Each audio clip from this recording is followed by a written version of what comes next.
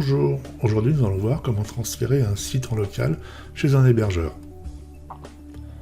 Donc pour cela, on va redémarrer XAMPP, donc notre service Apache et MySQL. Après, on va cliquer sur la mine du service Apache, notre dossier démo. Voilà, notre site. Donc on va aller dans l'administration du site. On va télécharger un utilitaire qui s'appelle WP Vivid, qui va nous permettre de faire le transfert du site. Ce plugin permet également de faire des sauvegardes et des restaurations, et tout ça gratuitement. Vous allez voir, c'est vraiment un produit très complet. D'ailleurs, je ferai une deuxième vidéo concernant la sauvegarde et la restauration. Donc là, on active le plugin. Voilà comment il se présente. Donc moi, je vais dans Settings, Advanced Settings, et je transforme les fichiers de compression de 200 à 400.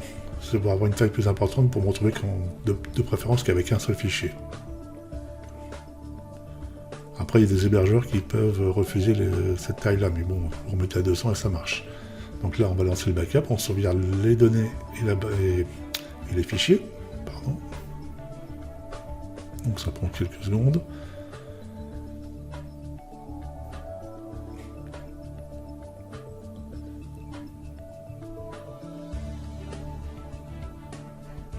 Voilà, ça va se terminer. Voilà, donc là maintenant, vous allez voir, il va nous créer donc une ligne en bas avec les fichiers, avec la date de la sauvegarde. Donc là, on va pouvoir télécharger notre fichier complet. Donc il reste à 200. Sur la tête du site, on aurait eu 2 fichiers à télécharger. Voilà. Donc pour cette partie-là, c'est terminé. On peut se déconnecter du XAMPP et on va aller sur notre site internet.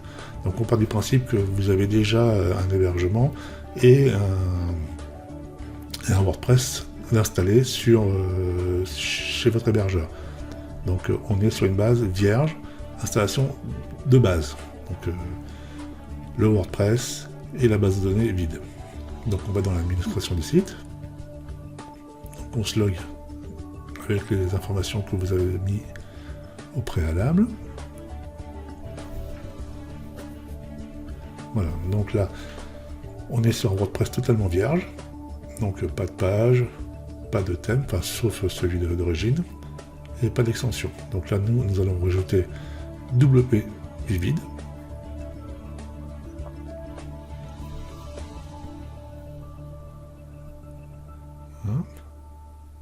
Donc là, on va l'installer et l'activer. On retourne dans Settings. On va changer les paramètres dans Advanced. Et on passe de 200 à 400. Et on sauvegarde. Voilà. Maintenant, on va importer notre fichier que nous avons sauvegardé. Donc Upload. On va sélectionner notre fichier. Ouvrir. Il apparaît en bas à gauche. On fait Upload.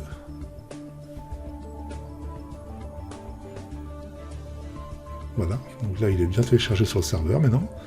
Et on va pouvoir le restaurer. Donc là, il suffira, on peut faire un scan pour analyser que le fichier est bien présent. Donc quand il parle en local, c'est en local chez l'hébergeur, sur votre serveur. Donc là, on va pouvoir faire une restauration. On restaure. Et on lui a dit OK. Donc c'est pareil, ça prend quelques secondes, selon la taille du fichier, bien sûr.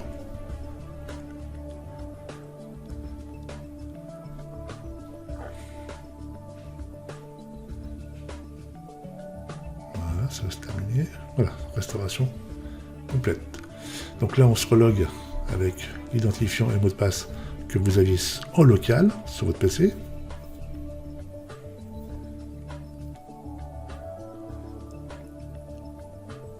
Voilà.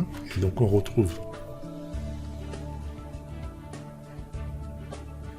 nos informations. Donc on va pouvoir aller dans les extensions. Là, on va voir qu'on a toutes nos extensions qui sont revenues. On va récupérer nos thèmes qu'on avait installés par défaut et nos pages.